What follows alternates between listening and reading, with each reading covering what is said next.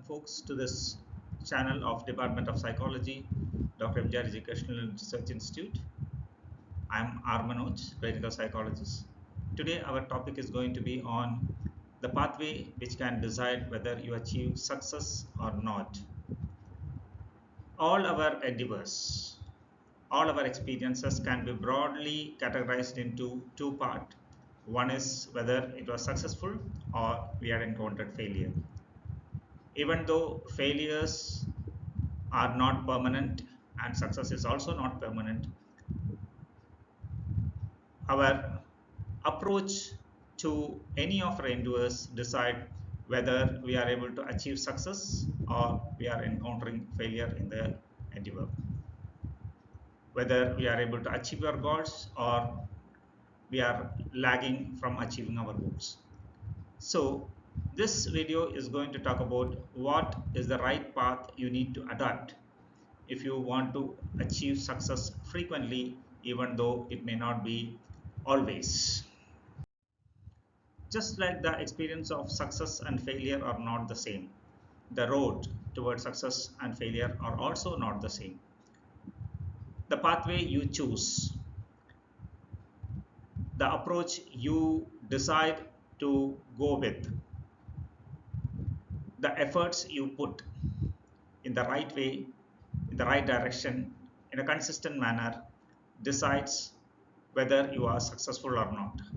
If you choose the right pathway, then your success is more or less guaranteed, and otherwise it is left to chance, and you may not be sure whether you will achieve success or not till your endeavor is completed. To put it in a very simple framework, the negative R cycle or the negative road, which people usually adopt and which never helps you in achieving the success you really expect to have, is starting from the reason.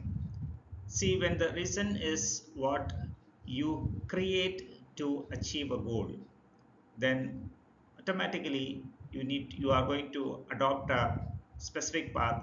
And when the reason is something external, something that is forced on you, then most of the time you choose the negative R cycle.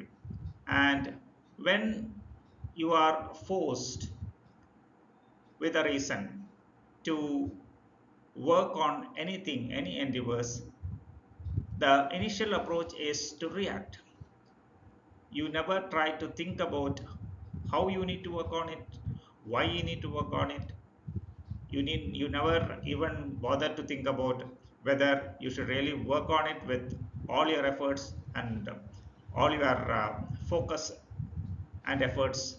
So you never try to think about it. So naturally your first approach is to react to the situation, and whenever you are reacting to the situation, then most of the time it can lead to ruction or disputes, either within yourself or with the people who are related to the endeavor that you are actually working on. It may be your friends, it may be your colleague, and the dispute sometimes within yourself, the conflicts within yourself again becomes a big blockage on proceeding on the activities which you need to work on, the which can really lead to the successful success of your endeavor. And when there is dispute, automatically there is rebuff, a sense of negative feeling, a sense of rejection, a sense of being not um, a sense that you will not be able to achieve what you want. And this leads to resignment.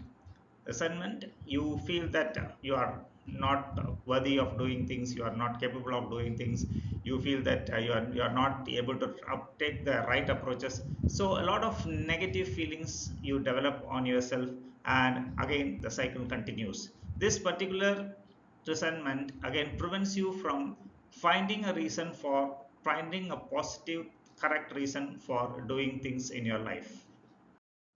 Now coming to the positive R cycle.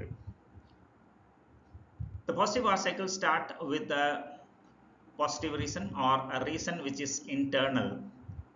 you feel the need to do something to achieve what a goal which you want to achieve. When the reason is internal, that triggers the real path of the positive R cycle. And when you are talking about the positive R cycle itself, the reason is the key. Whenever a reason is external, whenever you want to do it for the sake of somebody else, for the sake of pressure put by somebody else, then most of the time you start reacting immediately to the situation, to what you need to do about it. But when it is internal, then you usually maintain restraint. You systematically try to plan on how you need to go about with it. You try to collect the resources that is essential for it. You try to plan the method you need to approach. You sometimes, even if you are taking enough time, you may also try to anticipate what are the blockages that come in the way, what are the barriers you may face, and then you even maybe prepare yourself for how to overcome it. And once you are ready, then your response to function on how you should function starts. And when you are actually responding, you do it in a where you are not carried away by the emotionality of the situation, but you start functioning in a very logical and effective way. And whenever you are adopting this logical effective way, when you encounter problems, when you encounter barriers, then you don't try to actually um, act in an emotional way, react in an emotional way. Instead, you you start working out on what remedy can be found to overcome these blockages. You don't just try to withdraw. You don't try to, I mean, negatively see yourself, negatively feel about yourself, negatively react to the situation. Instead, you try to find out what are the remedies that is possible and how it can be worked out in this particular situation. And when you are able to find out the remedies, then the redressal of the problems becomes very easy. And when you are able to implement the remedies which you have chosen, which you have found to redress the problems that you have faced, then the path towards the goal gets cleared. And this itself gives you the reason or the motivation to further work out on it and achieve your success.